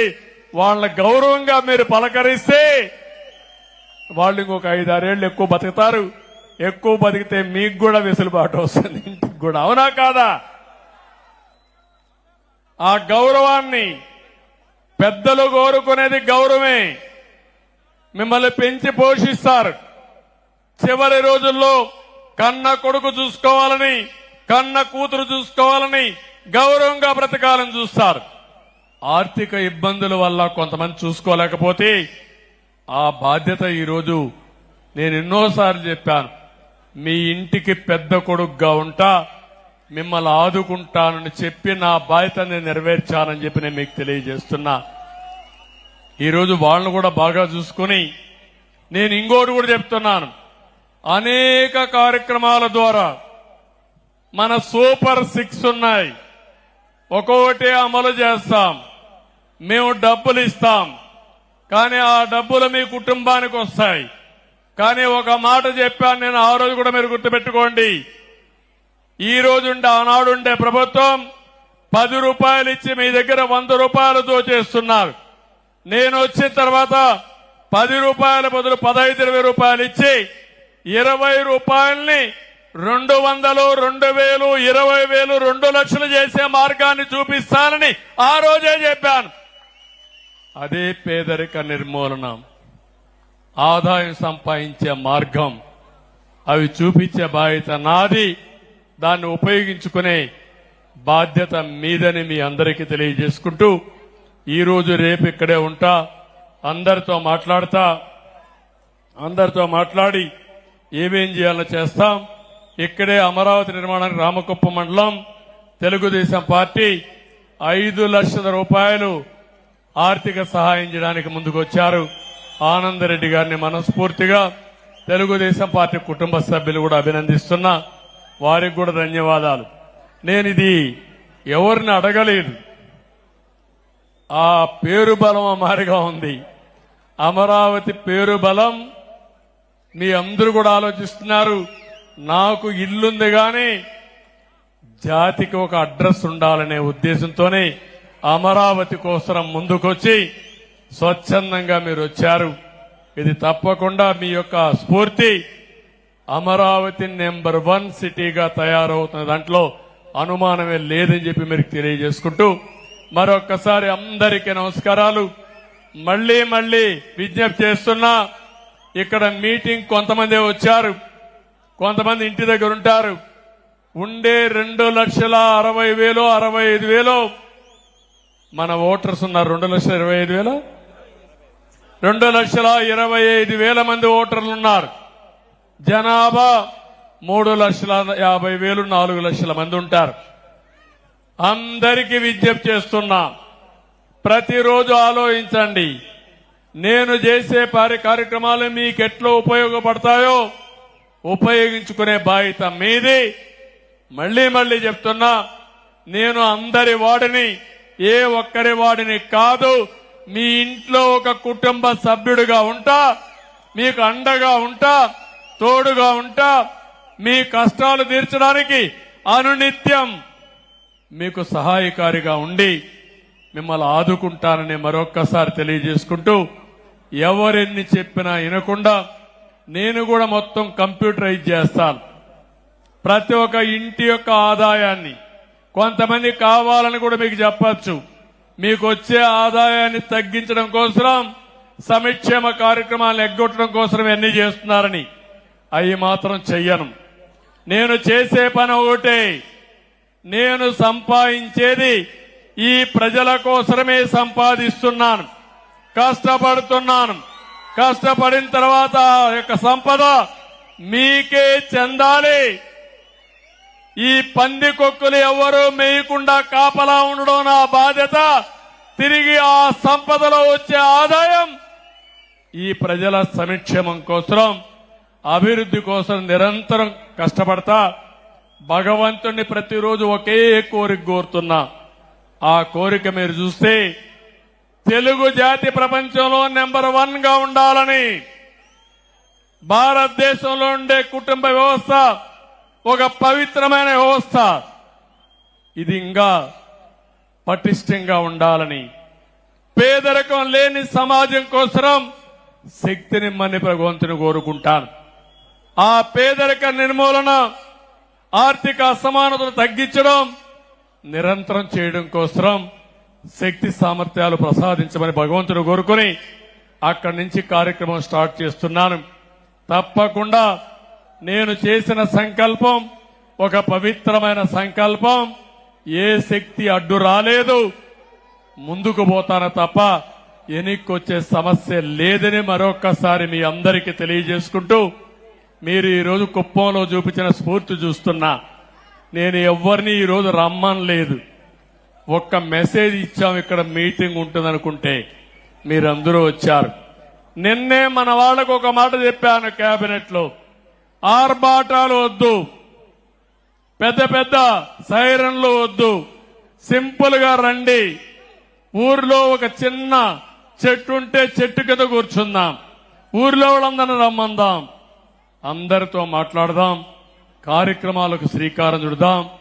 ఇంకా రాను రాను ఆర్భాటాలు చేస్తే ప్రజలు కూడా మనకు వ్యతిరేకించే పరిస్థితి వస్తారు. నేను అందుకే పదే చెప్పాను, నేను ఎక్కడన్నా పోతా ఉన్నా పక్కన ఎవరున్న వెహికల్స్ వస్తే గంటల తరబడి ఆపేసే పరిస్థితి రాకూడదు. నేను కూడా ఒక సాధారణమైన వ్యక్తిగానే నేను పోతా ఉంటే పక్కన కూడా ప్రజలు పోవడానికి దోహదం చేసే వ్యవస్థ ఉండాలి. అప్పుడే నిజమైన సేవకులం తప్ప మేమేదో పెత్తందారులం కాదు. ప్రజలిచ్చింది మాకు అధికారం కాదు, బాధ్యతని మరొక్కసారి తెలియజేసుకుంటూ, ఆ బాధ్యత ఈ కుప్పంలో నిరూపిస్తానని మరొక్కసారి అందరికీ తెలియజేసుకుంటూ, మళ్లీ మా ఆడబిడ్డలకు మనస్ఫూర్తిగా నా అభినందనలు. మా తమ్ముళ్ళు యువతకైతే నేను ఎన్నికల్లో చాలా చెప్పాను, బ్రహ్మాండంగా స్పందించారు. అలాంటి యువ సోదరులకు మళ్ళా నా నమస్కారాలు. అయితే మీ జీవితాలు బాగుపడాలంటే నేను చెప్పింది మీరు ఫాలో అయితే మీరు అనుకున్న లక్ష్యాలు మీరు నెరవేరుస్తారు. ఈయన ఇట్లే మాట్లాడతాడు, మేము ఇట్లే పోతామంటే నష్టపోయేది నేనే కాదు, మీరు కూడా నష్టపోతారు. కాబట్టి యువతను కోరుతున్నా, నేను చాలా వినూత్నమైన ఆలోచనలు చేస్తాను, మీరు కూడా ఆలోచనలు ఇవ్వండి. మంచి ఆలోచనలు ఇస్తే నేను స్వీకరిస్తాను. నేను ఒక మాట చెప్పాను, నేను అనునిత్యం విద్యార్థిని, నేను అనునిత్యం మంచిని నేర్చుకుంటాను. పోతూ ఉంటే ఒక కామన్ మ్యాన్ ఏమైనా మంచి పని చెప్తే దాన్ని కూడా స్వీకరించి మంచిదైతే రాష్ట్రం అంతా అమలు చేస్తాను. అందుకే యువతను కోరుతున్నా, మీ ఆలోచనలు నాతో పంచుకోండి. అదే మరి నేను చెప్పింది అర్థం చేసుకోండి. చేసుకుని అవకాశమే అద్దుగా మీ క్యారియర్ని మీరు రూపకల్పన చేసుకోండి, మీకు అండగా ఉంటాను. ఉద్యోగాలు కావాలంటే ఉద్యోగాలు చేసే అవకాశం కల్పిస్తాం. లేదు మీరే ఉద్యోగాలు ఇస్తామంటే పారిశ్రామికవేత్తలుగా అయ్యేట్టుగా తయారు చేసే బాధ్యత మాది. డాక్రా సంఘాలనే కోటీశ్వరులు చేస్తామంటే, లక్షాధికారులు చేస్తామంటే చదువుకున్న యువత మీరు కాలేరని అడుగుతున్నా. ఎప్పుడో చేయలా. 25 సంవత్సరాలకు ముందు ఐటీకి ప్రాధాన్యత ఇచ్చాను. హైదరాబాద్ లో హైటెక్ సిటీ కట్టాను. ఆ తర్వాత ఒక మాట చెప్పాను, మీరు జాబ్ వర్క్ చేయడం కాదు, మీరు ప్రోడక్ట్స్ ఇన్నోవేట్ చేయాలని చెప్పాను. కొంతమంది దానికి కూడా ముందుకొచ్చారు. ఆ తర్వాత అన్నారు, మీరు ఉద్యోగం చేయడం కాదు, మీరు ఉద్యోగాలు చేసే శక్తి మీకు రావాలి అంటే మీరు ఒక కంపెనీ పెట్టి 10 మందికి ఉద్యోగాలు ఇమ్మన్నాను. మీరు ఒక్క హైదరాబాద్ లో ఉండడం కాదు, ప్రపంచమే హద్దుగా వేరే దేశాలకు పొమ్మన్నాం. వీళ్ళంతా బయట కూడా పోయే పరిస్థితికి వచ్చారు. ఈ రోజు నేను సగర్వంగా చెప్తున్నా, గర్వంగా చెప్తున్నా, ప్రపంచంలో అన్ని దేశాల్లో ఉండి ఆ దేశస్తుల కంటే ఎక్కువ తలసరి ఆదాయం సంపాదించేది భారతీయులు. అందులో 33%, 30% ఉండే తెలుగు జాతి, తెలుగు వారు. అది నాకు గర్వ కారణం. ఎన్నేండ్లు? 25 ఏళ్లు. 100 ఏళ్లు కాల, 200 ఏళ్లు కాల, 25 ఏళ్లలో మార్పు వచ్చింది. ఒకప్పుడు నా కళ్ల ముందర నేను చూశాను కరెంటు లేని రోజులు, రోడ్లు లేని రోజులు. స్కూలుకు పోవాలంటే వాగుల్లో, వంకల్లో, కొండల్లో నడుచుకుంటూ, నేను కూడా 7 కిలోమీటర్ల హై స్కూల్కు పోవాలంటే భోజనం క్యారియర్ పట్టుకొని, ఫుడ్ పాకెట్లు పెట్టుకొని తెల్లవారితో పోయి సాయంత్రానికి వచ్చి మళ్ళా తెల్లవారితో పోయేవాళ్ళం. అలాంటి మామూలు స్కూల్లో చదివి ఒక పట్టుదలతో ఎమ్మెల్యే అయ్యి ఇప్పుడు ముఖ్యమంత్రిగా 4 సార్లు 9 సార్లు ఎమ్మెల్యే అయ్యానంటే అది మీ ఆశీస్సులు, ఒక పట్టుదల. ఏదైనా సాధ్యం. నేను ఎందుకు ఇవన్నీ చెప్తున్నానంటే చాలా మంది కనిపిస్తుంది, సార్ ఇట్లే మాట్లాడుతూ ఉంటాడు, ఈయన ఎప్పుడు ఆకాశంలో నిచ్చినేస్తాడు, అది మా వల్ల అవుతుందా అని మీరు అనుకుంటానే ఉంటారు.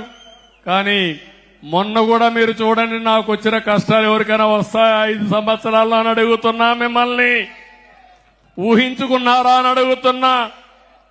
14 సంవత్సరాలు మాజీ ముఖ్యమంత్రిని, 15 సంవత్సరాల అపోజిషన్ లీడర్ని. ఏ తప్పు చేయకపోయినా ఎన్ని ఇబ్బందులు వచ్చాయో చూశారా అని అడుగుతున్నా. ఎక్కడన్నా మనోసంకల్పం తగ్గిందా అని అడుగుతున్నా. మనోధైర్యం సడలిందా అని అడుగుతున్నా. దానికి కారణం నేను నమ్మిన విధానం. నేను తప్పు చెయ్యలేదు కాబట్టి ఎవ్వడికి నేను భయపడవలసిన అవసరం లేదనే ఉద్దేశంతో ముందుకెళ్ళా. కొన్నిసార్లు అయితే అవన్నీ ఇప్పుడు చెప్తే బాగుండదేమో గాని నేను ఒకే మాట చెప్పాను. వెంకటేశ్వర స్వామికి బ్రహ్మోత్సవాల సందర్భంగా పట్టు వస్త్రాలు, లాంఛనాలు సమర్పించే సమయంలో నేను పోతా ఉంటే 23, 24 క్లేమోర్ మైన్స్ బ్లాస్ట్ చేసినప్పుడు కూడా భయపడలేదు. నా ప్రాణానికి నేను భయపడను. ఈ ప్రజల కోసం బతుకుతున్నా, దేనికి లెక్క చెయ్యనని చెప్పి ముందుకు పోయాను. అదే ఇప్పుడు కూడా చెప్తున్నా. నా జీవితాశయం ఒకటే, మీరు బాగుండాలి. ఆంధ్రప్రదేశ్లో ఉండే ప్రజానీకం కష్టాలు లేకుండా ఆనందంగా ఉండి, పేదరికం లేకుండా సుఖంగా ఉండి, మీరు మీ కుటుంబ సభ్యులు ఆనందంగా ఉంటే అది చూసి ఆనందపడే వ్యక్తిని నేను. ఈ రాష్ట్రమే నా కుటుంబం. ఈ రాష్ట్రం కోసం, నా కుటుంబం కోసం ఎలాంటి త్యాగాలు చేయడానికని నేను సిద్ధంగా ఉన్నానని మరొక్కసారి మీ అందరికీ తెలియజేసుకుంటూ, మళ్లీ మా తమ్ముళ్లు చూస్తున్నా అరచేతుల్లో హారతులిచ్చే పరిస్థితికి వచ్చారు. ఇవన్నీ కూడా స్ఫూర్తిదాయకంగా మీరు చేసే పనులు చూసిన తర్వాత నాకు అనిపిస్తుంది, నేను ఎంత కష్టపడినా, ఎన్ని జన్మలు ఎత్తినా ఎన్ని జన్మలెత్తి మీకు సేవ చేసినా మీ రుణం తీర్చుకోలేను. కానీ ఒక నమ్మకం ఉంది, మళ్లీ ఒక చరిత్ర తిరగ రాయడానికే ఈ రోజు మీరందరూ ఎంపిక చేసుకున్నారు. ఆ చరిత్ర తిరగరాస్తా మీ మనస్సుల్లో శాశ్వతంగా స్థానం సంపాదించడానికి అనునిత్యం పనిచేస్తానని మరొకసారి మీ అందరికీ తెలియజేసుకుంటూ, మరొకసారి పేరు పేరున ప్రతి ఒక్కరికి నా నమస్కారాలు, ధన్యవాదాలు. మళ్లీ మళ్లీ వస్తానే ఉంటా. ఇవన్నీ సెట్ అయ్యే వరకు 3 నెలలకు ఒకసారి వస్తా, సెట్ చేస్తా. సెట్ చేసిన తర్వాత మానిటర్ చేస్తా. మానిటర్ చేసి మీరందరూ ఆనందంగా ఉండే వరకు మీకు అండగా ఉండే బాధ్యత నాది నాది నాదని మరొక్కసారి విజ్ఞప్తి చేస్తూ అందరికీ తెలియజేసుకుంటూ సెలవు తీసుకుంటున్నా. నమస్కారాలు, ధన్యవాదాలు. Thank you. అందరికీ శిరస్సు వంచిన నమస్కారాలు తెలియజేస్తున్నా. ఇక్కడే రవి అన్నా క్యాంటీన్ నడుపుతుంటే నడిపిన దానికి 700. ఇక్కడ ఒక ల్యాండ్ ఇవ్వమన్నాడు, పార్టీ ఆఫీసులు ఇస్తాను కూడా చెప్పాను. ఎప్పుడు అధికారంలో ఉన్నా అపోజిషన్ లో ఉన్నా సిబిఎన్ పేరుతో శాశ్వతంగా అన్నా క్యాంటీన్ రన్ చేయాలని రవి అభిప్రాయం. తప్పకుండా రవి, అది జయప్రదం అవుతుంది. నువ్వు ముందుకెళ్ళు, అన్ని విధాలా సహకరిస్తాం. Thank you. అందరికీ చెప్తూ ఇక్కడ ఉండే తెలుగుదేశం పార్టీ కుటుంబ సభ్యులకు ప్రత్యేకంగా నా నమస్కారాలు, ధన్యవాదాలు. రాష్ట్రం మొత్తం తెలుగుదేశం పార్టీ కార్యకర్తలు గాని, జనసేన కార్యకర్తలు గాని, జన సైనికులు గాని, బీజేపీ కార్యకర్తలు నాయకులు గాని ఈసారి నా జీవితంలో చూడని ఐక్యత, చూడని పట్టుదల వచ్చింది. అందరూ సమిష్టిగా పనిచేశారు. వీళ్ళందరి సమిష్టి కృషి ఫలితమే ఈరోజు బ్రహ్మాండమైన హిస్టారిక్ ఎన్నికల రిజల్ట్స్ వచ్చాయి. వాళ్ళందరినీ పేరు పేరున మనస్ఫూర్తిగా అభినందిస్తూ, ఎవరైతే కష్టపడి పనిచేసిన అందరి కార్యకర్తలకి న్యాయం చేసే బాధ్యత మేము తీసుకుంటామని అందరికీ తెలియజేసుకుంటూ, మరొకసారి మీ అందరికి కూడా కార్యకర్తలకు ధన్యవాదాలు.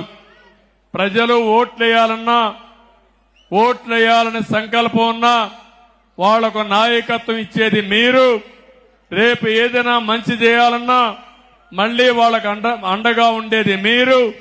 అలాంటి మిమ్మల్ని అందరినీ అభినందిస్తూ, అక్కడే ఎంఆర్పీఎస్ కూడా బ్రహ్మాండంగా పనిచేశారు. వాళ్ళను కూడా మనస్ఫూర్తిగా పనిచేస్తున్నా. ఎన్నికల ముందే చెప్పాను, ఏబిసిడి కేటగరైజేషన్ జిల్లాల వారీగా పెడతామని కూడా నేను చెప్పాను. దానికి కూడా కట్టుబడి ఉంటాం. అన్ని వర్గాల న్యాయమే ఎన్డీఏ అభిమతం. అందరికీ న్యాయం చేస్తామని మరొక్కసారి తెలియజేసుకుంటూ అందరికీ నమస్కారాలు. జై